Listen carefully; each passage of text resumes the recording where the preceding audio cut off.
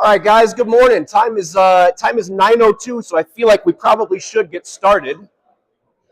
Um, Good morning to everyone. This fills my heart to see all you guys here today. This speech that I'm so grateful to Remodelers Advantage to ask me to come give a talk today on leadership. To see all of you guys here is absolutely wonderful. Thank you for being here. I appreciate being able to give this speech to a big audience. I've had a lot of fun the last couple of days. I don't know if you guys have done the same. Tell me, Nick, what was your favorite thing you've done the last couple of days here? Learning about ChatGPT and all right. Yeah, and there's a cool one coming up that Victoria's doing on AI as well. I think that sounds like a lot of fun. I had a lot of fun at the craps table last night as well. I don't know if anyone else was there, but that was a really good time. So my name is Wes Crocket. I'm here today to talk to you guys about a blueprint for leadership. And I'm so excited to be able to talk about leadership specifically because it is, for me, near and dear to my heart. It's the only hard skill that I have in my life is leadership. So to get to talk about it is wonderful because it's something I could talk to you guys about for hours. Main points, things that we want to talk about today. And it's okay if some of these don't make sense to you right now. I promise you they will by the end of this talk. We're going to talk about defining and measuring leadership. We're going to talk about Maxwellian leadership theory. We're going to talk about the wisdom of the bullfrog. And we're going to roll these two kind of subjects here up into something that I like to call the eights of leadership. And if you leave here wondering what that blueprint for leadership is, it's in these eights of leadership that again, you'll figure it out by the end of this. You'll understand what I'm talking about. And lastly, we're going to talk about the importance to this whole thing, the importance of discipline in being a good leader. So who am I? My name's Wes Crocket. My company's Mahogany Builders. I'm from Wrigleyville in Chicago, right around the corner from Wrigley Field. We've got my partner Matt's right here as well. We do high-end residential interiors. We're a design-build firm, but we also work with a lot of designers on the side. We've got 20 employees. 9 of those guys are carpenters in the field. The rest are salespeople, designers, project managers, production managers. We self-perform the majority of our work, only subbing things out when really necessary. We do about 40 projects a year, mainly working in high rises. We do a lot of full home, full condominium remodels, usually anchored by kitchens or bathrooms. I assume that's probably going to be the same for a lot of you guys. I have a master's in organizational psychology. Has anyone ever heard of organizational psychology before? Yeah, organizational psychology, very few people have heard of it. It's to distill it into a few words, it's the study of work. It's the application of psychological principles to the workplace, putting the right people in the right roles, assessing people's performance in the right way, and eventually getting people to stay in their roles for a long time. So that's what I studied in college. I'm a third-generation member and past president of the Rotary Club of Schaumburg-Kaufman Estates. Has anyone ever heard of the Rotary before?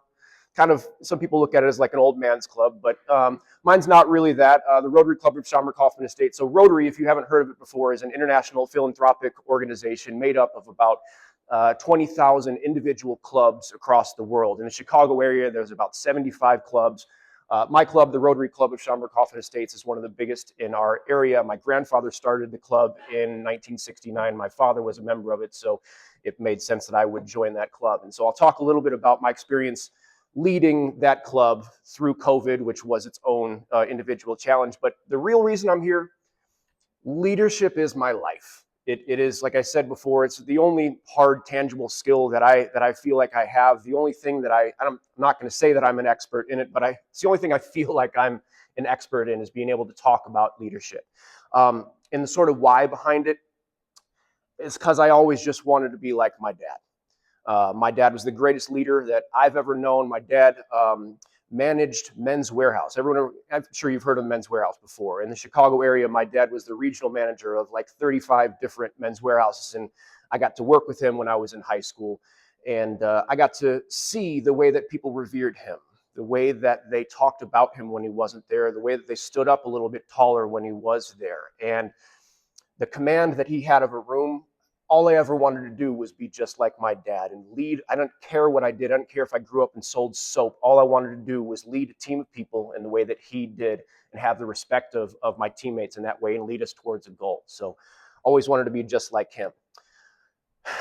My approach to leadership has been shaped by a lot of things in my life, and I'm sure yours has as well.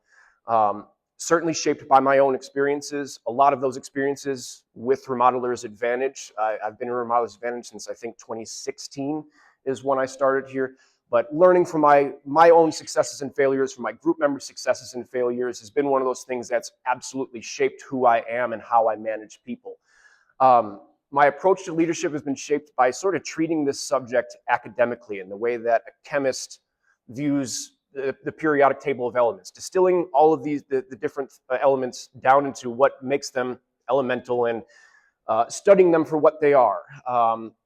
Sort of like a chemist in that way. So we're going to break down leadership a little bit, sort of like a chemist might break down a chemical. So that, and then watching and imitating other great leaders like these guys. For me, like Teddy Roosevelt, I love this picture of Teddy Roosevelt. He's got that clenched fist, and you can just see how much energy that guy has built up in him. People like Admiral William McRaven, has anyone ever heard of him before?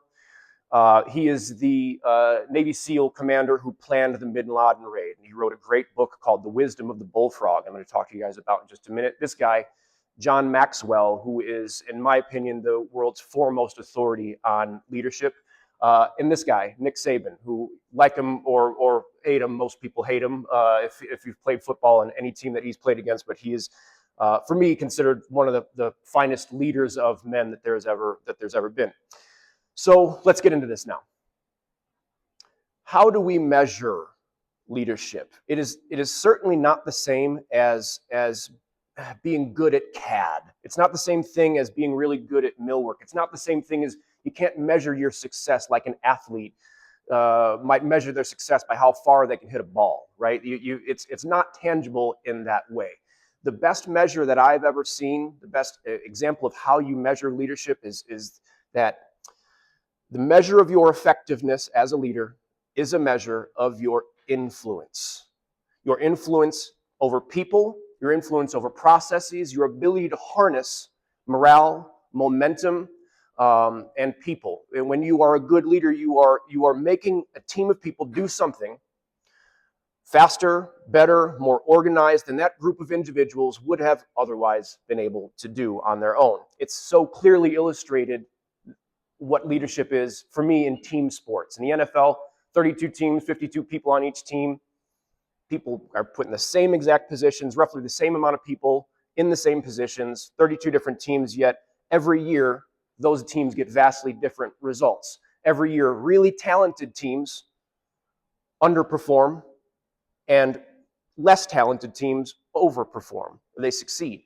Often the difference between those things is the leadership. That's why you usually see on Black Monday at the end of the season, so many coaches get fired and this coaching carousel go around, because leadership is really important to that. So let me ask you a question. Is leadership born or is it learned? Anna Shree, what do you think? Learned? Nick, what do you think? Learned? I think that, are some people born leaders? I think absolutely yes, some people are born leaders. If ever there was an example of somebody who was a born leader, to me, it's a guy like Teddy Roosevelt. A doctor told him when he was a young boy that you have a weak constitution and you shouldn't expect to live a long life. And the rest of his life from that moment on, he said that he would bound up every set of stairs that he ever saw in his life. He led people through the Amazon on excursions. He led the Rough Riders in the Spanish-American War. The guy, all he did in his entire life was lead. But can great leaders be made? For me, absolutely, great leaders can also be made. People like Eleanor Roosevelt, somebody who was born into a large family, was never the apple of anyone's eye, even her own mother, and grew up to be eventually one of the most influential people that has ever existed, and all the work that she did for human rights. So I think great leaders can both be born and made, but natural leaders can underperform that natural potential, just like learned leaders can outperform their natural ability. Natural leaders can underperform that by lacking discipline, by leading from fear and intimidation. Learned leaders can outperform their natural ability by consciously learning about leadership and having the discipline to apply what they've learned in their everyday life. So if you don't feel like you are somebody who was born with the leadership gene, all it takes is attention to and discipline for some of the things that we're going to talk about here today. I have so enjoyed some of the talks that we've already had, Victoria was talking about having this bank of emotion that you spend sometimes. Doug talked about leadership yesterday. Peg hit on this. I feel like there's a lot of the things that have been talked about today. I feel like I'm distilling for you into this idea about what it means for you as a leader. So, John Maxwell. Has anyone ever read this book before? How many people in this room have read this book? Excellent. So it's good that some of you have. If you haven't, I'd like you to put this on your list. I'd like this to be one of the takeaways that you take away from this. Is John Maxwell is New York Times bestselling author, penned dozens of books on leadership, and this one in particular, The 21 Irrefutable Laws of Leadership, is, in my opinion, the finest book ever written on leadership. It was really cool to take a journey with my business partner, Matt, and a newly promoted production manager of my company who was in a position where he was a first-time leader of people. We turned this into an activity as a leadership team where we all read this book together. Every couple chapters we would get together and we would do like a book club, discuss what we learned, and that's the activity that I am prescribing for you. If you have not read this book yet, take the top 1, 2, or 3 leaders in your company, people that you want to develop, the people who are in charge of others in your company, and create a book club between you guys about this. So John Maxwell, in my opinion, is the world's foremost authority on not just leadership, but leadership theory. As we talked about distilling what leadership is down to its sort of core elements, separating those things, studying them for what they are. Nobody has done it better than him. He has this thing called the Maxwell Leadership Academy that has trained hundreds of thousands of people across the world on how to be great leaders. So what is Maxwellian leadership theory? It starts with a premise.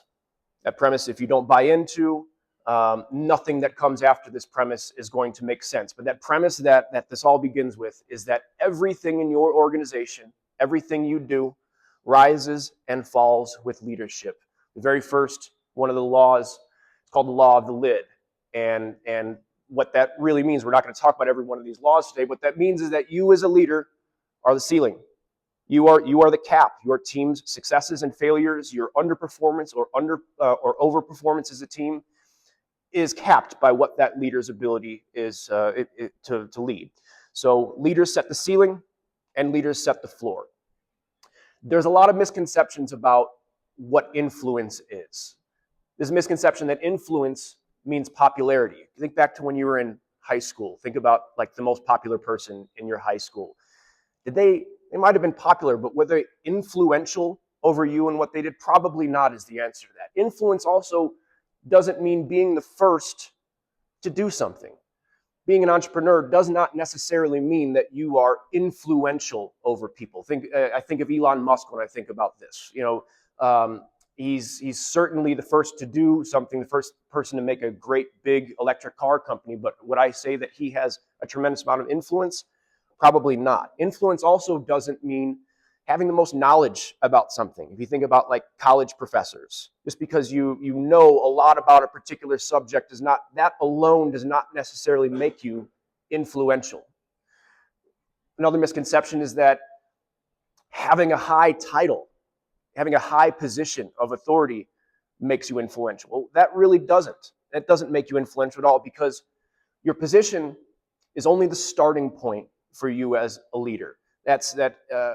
A great quote in the book is that ascending to a position of leadership where you are managing people for the first time, giving you that position only buys you time to earn the influence over those teammates. So I was just talking to you guys about my production manager, who we just elevated into a position where he is managing people for the first time. And this was one of the hardest lessons that he had to learn, is that people aren't going to respect you. You're not going to be able to influence your team simply by your title. You actually have to go out and earn the respect and the influence over those teammates. So this is like the wordiest slide that I have up here, so just bear with me on this one. Everything else has nice photos, but I couldn't really find anything good for this one. One of the great examples from the Maxwellian leadership sort of school of thought is that management does not equal leadership. Just being a good manager does not necessarily translate to being a leader. Managers can maintain direction, they can maintain the status quo, they can't change it. The great example in Maxwell's book was about being on the bridge of a ship, that anyone can steer that ship. Anyone can walk up and turn it left or right, but only the leader of a company can be the person who charts the course and says, this is where we're going. Next time you're in a meeting, sitting there with your team, ask yourself, am I managing the status quo or am I leading that team? Managers maintain the status quo. Leaders are able to harness things, bigger things, less tangible things like energy, like momentum, like timing, like morale. Not just managing these things, you are able to harness really ethereal, hard to understand, hard to see parts of your company, things that are going on sort of underneath the surface. You can't observe energy necessarily in a tangible manner, but if you're a good leader, you can tell when you walk into a room what's going on with your team's energy, right? You can tell when is the right time to make a big decision. If you just rolled out JobTread or if you rolled out Buildertrend to your team last week, well, right now is probably not the time to completely upset your, I don't know, your employee handbook about you learning about when timing is right to make moves is something that makes someone a very good leader. Your team is only going to follow you if they trust in your capacity to lead. Earning trust and respect is done daily, not in a day. It's one of my favorite quotes from the book, is that trust is earned daily, not in a day. It's not something that you can go get once, earn once, and then feel like you have this store of trust built up that will happen forever. It's something that you have to do every single day by having the discipline to focus on the right things as a leader. So Victoria talked about this in her speech yesterday, and I really appreciated it. The idea of this piggy bank that we all have of trust. Trust is the currency of leadership. And every time I go out and I demonstrate results, if I lead my team to success, if I overcome adversity, if I'm seen to do any one of those things in front of my team, I'm putting a little leadership coin in my leadership pocket. And then every time I ask my team to do something because trust me, then I'm spending that trust with them, right? You can continue to tell people, I want to implement this new system, I want to implement this new thing, but every time you do that, you're spending a little bit of trust until such time as you go earn that trust back. And that's why this is something that's done daily, not in a day. One of my favorite parts of this book, and it's the last thing I'll talk about with the sort of Maxwellian theory, is that he said, if you want to really test your leadership ability, you want to test your mettle as a leadership, go and lead an all-volunteer organization. Because when you lead an all-volunteer organization, you lose the lever of money over people. You lose that ability to promote people or demote people. You lose a lot of those things that come with the territory of being in a position of power over people. And I started talking about earlier the Rotary Club of Schaumburg-Kaufman Estates. And so I've been a member of this club for just 10 years now. And so I joined in like 2015, and I knew immediately, because I'm a leader, right? That's what I do. I wanted to be president of this club. And so to be president of the club, you have to jump in line and do 1 year as the secretary, 1 year as the treasurer, and then you get to be the president the following year. So about 2017, I thought to myself, all right, time's right. Feel like I can do this right now. I'm going to jump in line. 3 years later, I got the COVID year. Hooray! And this is not intended at all to be a political discussion, but if you can think about, there were big differences in the way that both Republicans and Democrats talked about and experienced COVID.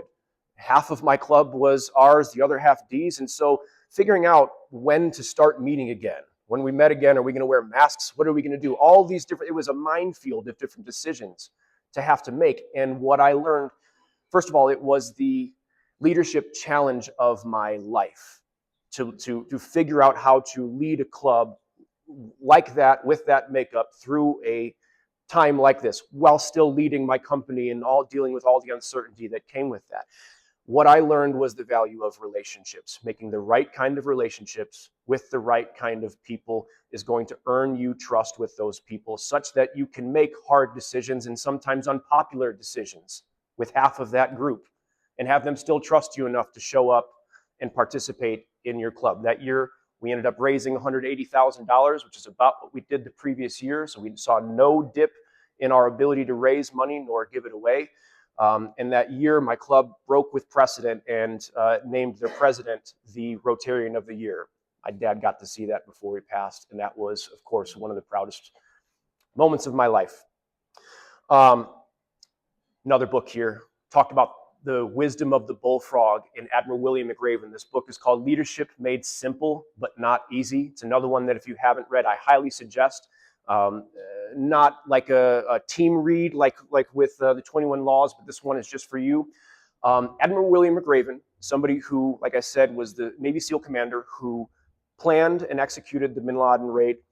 The guy's got a lot to say about leadership, and he talks about the wisdom of the bullfrog. Anyone know in this context what the bullfrog means? Who wants to go for it? Tell me what it means. It's the oldest Navy SEAL. Yep. It's the longest serving active duty Navy SEAL is known as the bullfrog. The bullfrog, if you can think about like what a bullfrog is, he's the big guy in the pond, right? So he is the bullfrog for a number of years, and he was so when planning the Bin Laden raid. And really, this entire book focuses on this very last line, is that leadership is made simple but not easy. It's not easy what you do as a leader. And what I learned from this book is that leadership is a privilege. Leadership is a deep privilege that few of us get. To be in a position of power, to be the person who leads a team where they're going is a great privilege, but that privilege comes at a cost. That cost is because to lead means to give up the ability to look out for yourself first. You, by being in that position, by having the honor of being the leader, if you're going to be good at it, you can't be a selfish leader. And that means always putting yourself, or at least other people, first. You know, I'm not going to say you're putting yourself last, but the heaviest lesson that I learned from this book, heaviest lesson for me to learn, was that leaders don't get to have bad days. I'm going to say that again. Leaders don't get to have bad days. It's a heavy weight to carry because you do have bad days. I have bad days, right? I have days where it's really, really hard to get out of bed. It's really hard to answer that email. It's not always easy to show up in a meeting with your team with an energy that lifts everyone else up. But what you need to know is that attitude is contagious. This is another subject talked about at a couple of different talks yesterday, that negativity from you as a leader is way more impactful than negativity from the guy in HR down the street or something like that. If you think about any fans of The Office will know that Michael's attitude was much more contagious than Toby's, okay? Attitude is contagious, and negativity is certainly the most contagious of emotions, but the good part is, so is positivity. Your ability to overcome your own sort of crap, your own internal demons, to overcome what's going on with you that day, your ability to not have a bad day in front of your team defines your ability as a leader. No matter how many hats you wear, and the smaller the company, the more hats you as an individual leader are going to wear, right? If you have even one employee, leadership is your most important hat. It's the only hat that you never take off. If you're somebody in your company who does all the sales, all the estimating, and you also have a couple of employees in production, I'm telling you that no matter what, no matter how important the estimates are, your role as a leader is your most important role in your company. It's the one hat that no matter what you do, never taken off. So, see how I'm doing on time here. Not bad, not bad. Let's distill these ideas down into something. So we talked about the sort of academic part of this.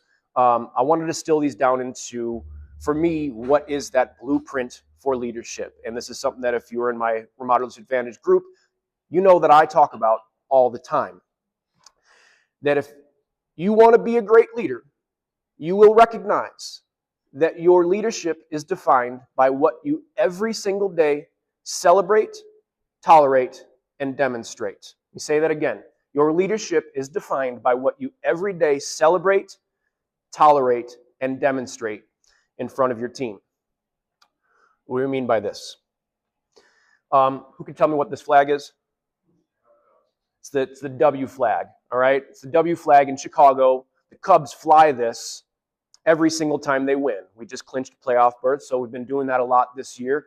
The Cubs have defined what a win is for them, and they celebrate it every single time it happens. You walk through the neighborhood of Wrigleyville on any day where the Cubs win, you will see many houses have this flag flying out in front, only when they win.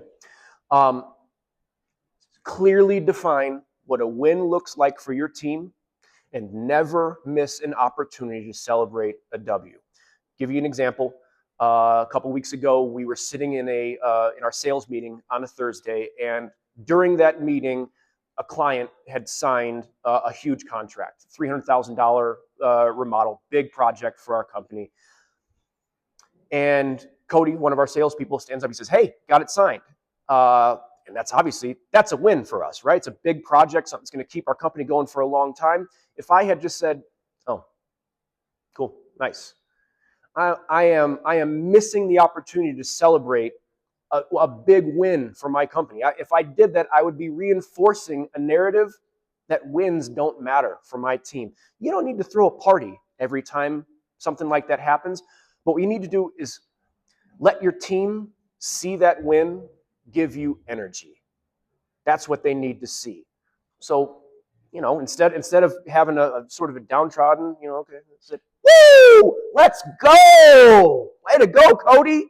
That's all it really takes. Let the team see it give you energy. Let everyone around you see you celebrating what is a win. Your leadership is defined by what you every day tolerate, because what you tolerate is what you endorse.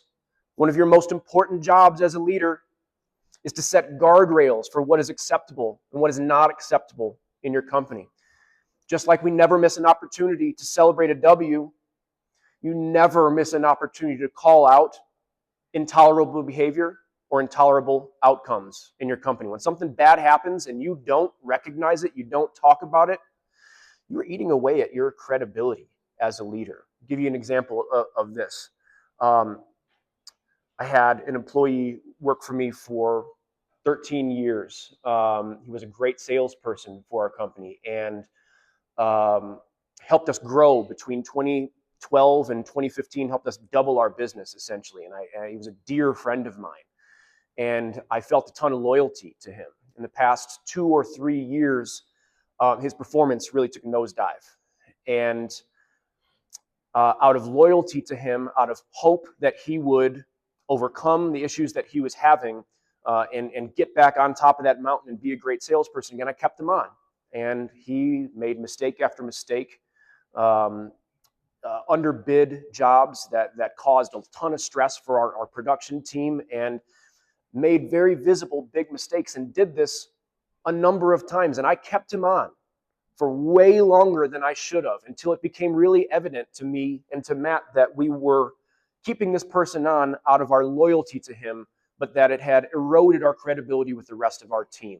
That I had not called out that intolerable behavior, those intolerable outcomes, and I let it sit. And in doing so, I set multiple standards for what's acceptable in my company. And that once it became obvious to me that was what was going on, I had to make a really tough decision to part ways with a dear friend of mine. And that was one of the most difficult decisions I had to make, but it was only when it became really obvious that I was losing credibility with the rest of my team and undermining my ability to lead that team. It doesn't need to be a firing squad when somebody makes a mistake. Call it out. Talk about why this kind of behavior can't fly, whatever it is, whatever this outcome is. Talk about why it can't fly and define what's going to happen at your company if it continues. Another example is when we did a case study for another remodeler a while ago, and we, as you guys have all done, interviewed all of his employees And to a man, they all said to us that this guy's anger is volcanic. That anytime something even slightly goes wrong, flies off the handle, demeans people, and we're all thinking about leaving. Like we don't think we can stay with this guy. It's a great example of how not to address conflict or how, I mean, he was not tolerating intolerable behavior, right? How you do it matters. How you tell your team what is intolerable matters. Flying off the handle, being a loose cannon, not helpful. Calling it out, talking about why it doesn't fly, talking about what will happen if it continues. That's how we address intolerable behavior. Third, this part stinks because you're being watched every single day. Leadership is defined by what you demonstrate in front of your team with your actions every single day. This is the part that's maybe the hardest to do because this is down to your every action. You set the tone as a leader every single day. What you do in front of your team, like was just said, by Peg in our last talk, your team is going to mirror your energy, your words, your actions, your work ethic, your pace, your body language. Your team is going to know what's acceptable, and they're going to repeat and mirror what you do every single day. If you're checked out, you're giving your team a pass to be checked out as well. If you're not bought in to something you're asking your team to do, then your team's not going to be bought in either. We just did another case study for a remodeler, and he had just implemented Builder Trend. They'd gone from using Excel for everything that they did, for estimates and everything like that, to moving over to Builder Trend. And it's a good thing, right? He's making a good decision for his company, leading them in a good direction. But all the employees, when we interviewed them, said that, yeah, he's still making us export all of our reports into Excel so he can then read them. And he's not even using Builder Trend himself. And that team was not bought into Builder Trend, right? If the leader's not bought in, you can't be bought in either. So this is the blueprint right here for leadership. And I call them the eights of leadership. My RA group knows this is sort of my mantra, that your success as a leader is defined by what you every day celebrate, tolerate, and demonstrate. So if you take nothing else from this meeting today, I hope these three words are what you remember and take with you. Now, you're doing these every single day. Consciously or not, you are engaging in these behaviors. You are either finding the opportunity to celebrate something or you're missing an opportunity to celebrate something. You are either tolerating intolerable behavior or you are saying this is intolerable and calling it out. You are either demonstrating good behavior or not. You're doing this every single day. The question is, are you doing it the right way? Are you doing it intentionally? Are you doing it with discipline? It all comes down to discipline. All of these, your ability to manage these things comes down to the discipline that you have. And this guy's got a lot to say about discipline. Love him or hate him, he's undoubtedly one of the most successful coaches of all time, 7-time national champion, 9-time SEC champion, all-time record of 292, 71 and 1, one of the winningest coaches of all time. And Nick Saban said defined discipline as having the strength to do the things that you don't want to do and having the strength to not do those things that you really want to do, right? And one of my favorite quotes by Nick Saban, and I'm going to leave you guys with this quote from him, is that not many guarantees in life, not many of them, but what I can absolutely guarantee you is that you will suffer through one of two great pains in life. The good news is that you get to choose which one of those two pains that you will suffer through. You will either suffer through the pain from having discipline, or you will suffer through the pain caused by not having that discipline. And that is a blueprint for leadership. Thank you, guys. Mm-hmm. Oh, come on. Thank you guys very much. Thank you, guys. What questions do we have? What stood out for you? Go ahead. So my question is, on celebrating wins, we do a lot of long jobs year to year. It's very hard to keep those right on budget and nice livings, that sort of thing. How do you celebrate a win with, the standard is 40%, but we're at 32%. You haven't won then. Okay. I would say then that's more in the that we're tolerating intolerable, right? Maybe there's different degrees of that, right? It's not the same thing as murdering someone, but tolerating 33% gross when you're targeting 40 is definitely, it's not something to tolerate, and that's the kind of thing that you call out, talk about, if we talk about why, define why it can't continue, right? We can't continue doing jobs at 33% because we're not going to be a company any longer if we do. That's below our standards, below who we are. You can't tolerate it. Yeah. Go ahead. Do you differentiate between individual wins and like company wins? Like, for example, with that example, going to a project, say there were things before it goes into build that affected that bottom line. So you know it's going to slip from the start, but maybe you recoup some of that. Do you celebrate the project managers like win as far as fighting some of that back? For sure. Some of the team, like, hey, as a team, we did not meet our goal. For me, as a leader, I think that your positive emotions are really the most important ones. And this is echoing what was just said in our last presentation, that we need to look for opportunities to be positive, and that those are really what helps elevate your team. In every instance, you can praise publicly, criticize privately, right? So I think that anytime you've got a tangible win for your company, however small, you call it out for being a win, more readily than you will call out something that was intolerable in front of the team. That makes sense. Go ahead. I got you next. You said with your salesperson, let them stay around too long. Yeah. It had an effect on the rest of your team. Yeah. They lost trust in you. So after you made that change, it was best to take as a leader to regain that trust back from you and the rest of your team. The act itself of letting that person go earned trust from my team, from them seeing me, though overdue, take an action that had to happen for the good of the team, that the team recognized was addition by subtraction. Does that make sense? Go ahead. How do you deal with a bad day? Yeah. Without it affecting you as a leader. So the question was, how do you deal with a bad day? I don't know what other word to use than fortitude for this. It's the hardest thing about being a leader, is recognizing when you're having a bad day, because it's hard to do. It's hard. There's no really easy way to do it. The only advice I could give you on that is having the self-awareness to recognize when you're in one of those states, having a very good pulse of what your own body language is saying in front of people. Like looking at that, maybe mirrors are what's most important then, in understanding what I'm bringing with me today, and maybe recognizing it as going, okay, I know I have to go lead this meeting. I got 10 people on my sales team, and I got to go run a sales meeting and talk about hard things, but I know I'm not in a good place about it.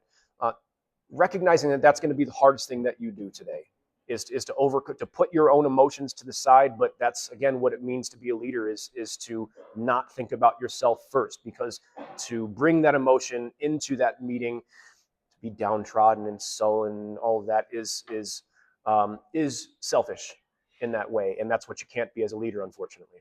Go ahead.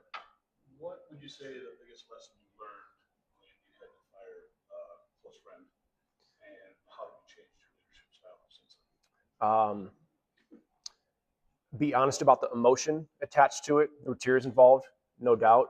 I never wanted to part ways with this person, and I wanted his performance to come around. Being radically honest in the meeting, coming to it really well prepared. Matt and I had a very long conversation beforehand and strategizing about how we're going to talk about this with this person, and being quite convicted that no matter what, no matter how hard it was, that you're making the right decision, I think made it a little bit easier. Did I answer your question? I'm not sure if I did. Anything else?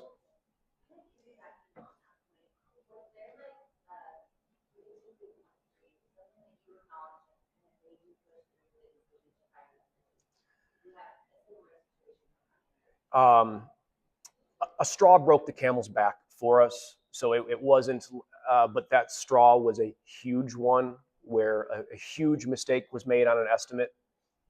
And then when we got together as a team to have a budget meeting about this project that was already underway, um, didn't take responsibility for having made that clear mistake, sort of blamed others, did so in front of the rest of the team. And that was, for me, the straw that broke the camel's back. But it was not more intense or worse than anything that had come before it. It just happened to be the last straw for me, if that makes sense. Go ahead. Do you have like steps of discipline before it got to that point? Was there like a verbal discussion, a written documentation, pre-written documentation? Short answer, that's yes. Short answer, we did not do the performance improvement plan like a PIP, like some people do in some organizations, but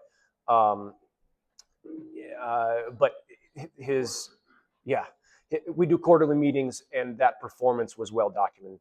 That lack of performance was well documented. So it came as no surprise at all when I texted him that morning and said, "Can you meet us for lunch at a restaurant by his house?" I had already had the entire conversation in doing that. He knew immediately what was going on. Yeah. Mm-hmm. I mean, can I see the second to last slide again for the vote, please? Yep. I heard him say this while I was watching College Game Day one day. He's only been on College Game Day for like 2 years, and it was one of those things. I'm working over here, and I hear on the TV him say this, and I go, "Wait, what?" Paused it, rewind it, watch it again and again. I'm like, that was one of the most impactful quotes I think I've ever heard from somebody, because it's so true. And I tried to go back to find it in a video or something like that to be able to play it for this presentation. Couldn't find it anywhere. Couldn't even find the quote attributed to him. So this guy is out there just dropping wisdom like this all the time, and you can't even find it out there. But yeah, it's one of those things that as soon as I heard it, I wrote it down, put it on a Post-it note, and it's sitting on my monitor right here, and I look at it every single day. And that's one of those things that helps me get over those bad days, is going, okay, do you have discipline or do you not have discipline? And I like to be the person who has that. This has been, guys, a sincere pleasure. I really appreciate being able to share this stuff with you. I hope you'll take something away from this and bring it home to either read that book with your team or otherwise be able to focus on what you celebrate, what you demonstrate, and what you tolerate every single day. So from the bottom of my heart, thank you.